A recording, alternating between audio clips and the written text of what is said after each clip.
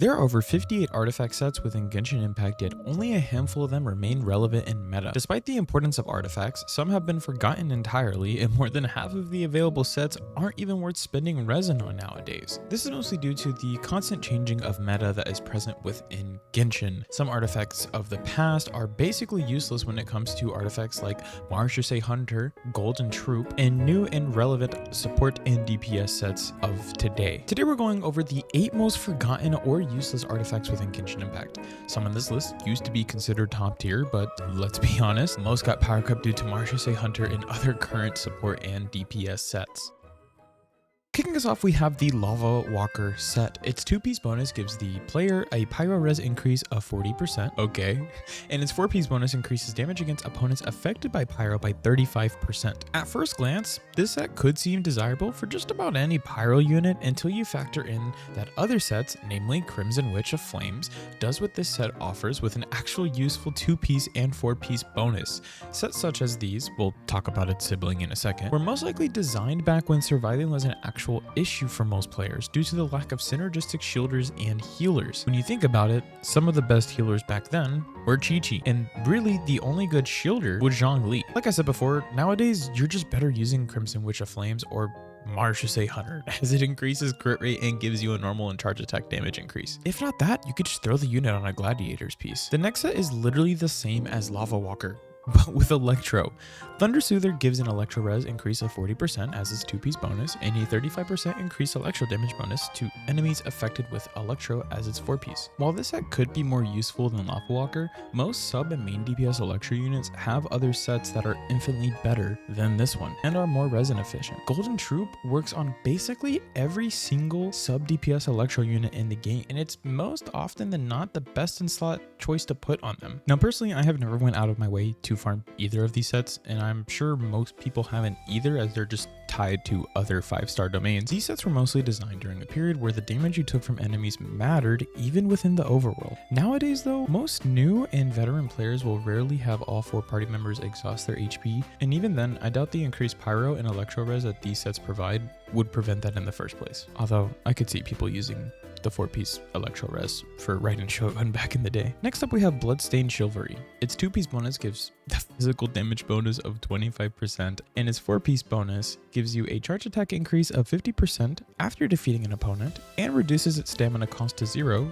for 10 seconds. Is there anything I really need to say about this set? The fact that it gives a physical damage boost is one thing, but you need to defeat an opponent just to unlock the rest of the set. This basically makes the set useless against any boss you come across with Genshin. Its 2-piece bonus is really only good on a certain main DPS named Eula, and even her best in slot set is on this list. Rest in peace, Eula. Can we get some buffs to her, please, Hoyo? Next is a set that I bet almost no one has willingly farmed for unless you have Yoimiya or a Geo unit. Retracing Bolide. Its 2-piece increases shield strength by 35% to the person wearing the artifact set, and its 4-piece bonus is, while protected by a shield, gaining an additional 40% normal and charge attack damage. Again, in theory, this set could be decent, however it requires you to be shielded, and nowadays most teams run with at least one healer, and if they do use a shield unit like Inefa, Sitlali, and Zhongli, these are examples of what would be considered current meta or useful shielders, the main DPS that most likely already has this set has a set that increases crit rate and raw damage for that unit. Also, DPSs have become more flexible, where some don't even use normal or charge attacks, but rely on their abilities or ultimate instead, and some rely on EM over just normal and charge attack damage. Now, this next set is going to be a little controversial, so we're just going to speed through this one, because if you own an animal unit, then you 100% have farmed for this. Viridescent Venerer. I'm kidding. Please don't unsubscribe. Okay, it's Maiden's Beloved. Its 2-piece bonus provides a character healing effectiveness of plus 15%, not bad. Its 4-piece bonus is a 20% healing increase received for all party members for 10 seconds after using an elemental skill or burst on said unit. Back in 1.x of Genshin, this set was definitely usable, but nowadays there are too many supportive sets, and most healers have enough healing output with just their raw kit and stats alone. More often than not, putting them on a supportive set like Scroll of Cinder City, or one of the best supportive sets in universal sets in the game, the Blessed Now, the next artifact set is actually one that could be really good. if it wasn't tied to a specific element. Nymph's Dream is an artifact set that actually has good potential because of the raw stats it provides. At 2-piece bonus, a hydro damage bonus of plus 15%, and at the 4-piece bonus, after normal charge plunging, elemental skill and elemental burst hit an opponent, 1 stack of Nymph will be triggered, lasting 8 seconds. While under the effect of 1, 2, 3 or more Nymph stacks, attack will be increased by 7, 16, and 25%, and hydro damage will be increased by 4, 9, and 15%.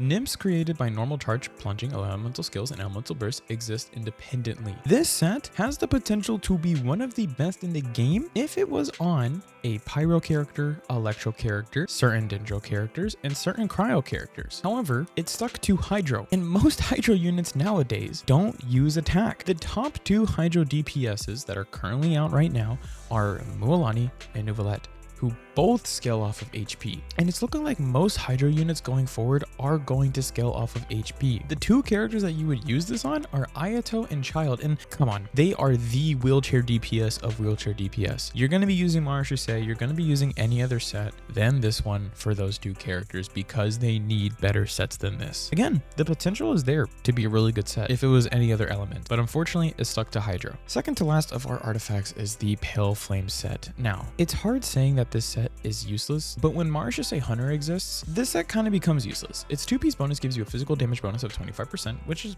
good for Eula, and its 4-piece bonus is when an elemental skill hits an opponent, attack is increased by 9% for 7 seconds. This effect stacks up to 2 times, so 18%, and can be triggered once every 0.3 seconds. Once 2 stacks are reached, the 2-set effect is increased by 100%. So you get a 50% physical damage bonus, which is great for Eula, and a 18% attack increase. Yeah, it's still really good for Eula, but who plays Eula? I'm not dissing Eula. Hey, I grinded free to play to get my Eula back when she got her first rerun after like almost a full year of not being out. However, throwing her on Marshusei Hunter with Farina is probably gonna net you better damage, or just putting her on a raw 2-piece physical damage bonus, so that way there's not a condition that you have to meet and you can just always have 2-piece physical. But physical's a dead element nowadays. No one really uses it except for Eula. And who knows, maybe that'll change in Shaznaya, but I highly doubt that. Last but not least is an artifact set that actually isn't bad. So why is it here? Echoes of an Offering provides an 18% attack bonus at 2 pieces, and at 4 piece, when normal attacks hit opponents, there's a 36% chance that it will trigger Valley Rite,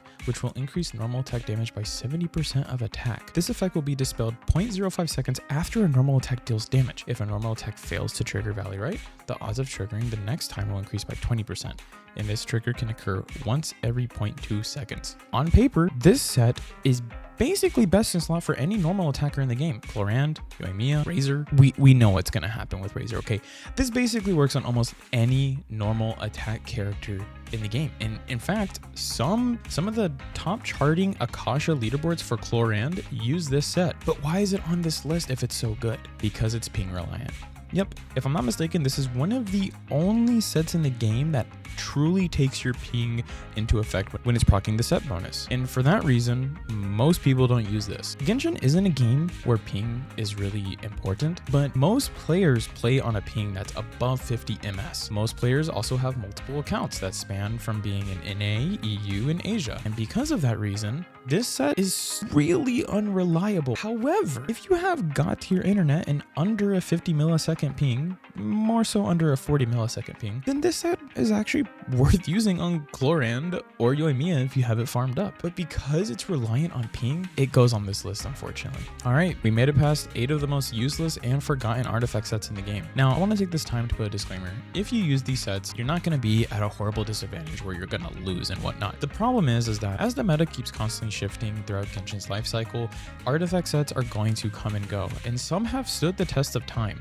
Viridescent Veneer is probably one of the best examples of that, followed up by Noblesse Oblige. These are 2 goated sets that have still withstood the test of time because of how good they actually are and how universal they are. The problem with DPS sets that came out back then for niche main DPSs of the 1.x, 2.x, and even 3.x regions is that they were sets that were made specifically for these characters in mind and weren't made for a multitude of characters. Look at something like Marshusei Hunter. As long as you have Farina, which nowadays most people have, you can use Martius a Hunter on basically any DPS that you want. If you're not going to use Martius a Hunter, the new Knight of the Skies Unveiling can actually be used if you're using a Nod Cry team. It could be used on a character that's not even from Nod Cry as long as you have 2 Nod Cry units.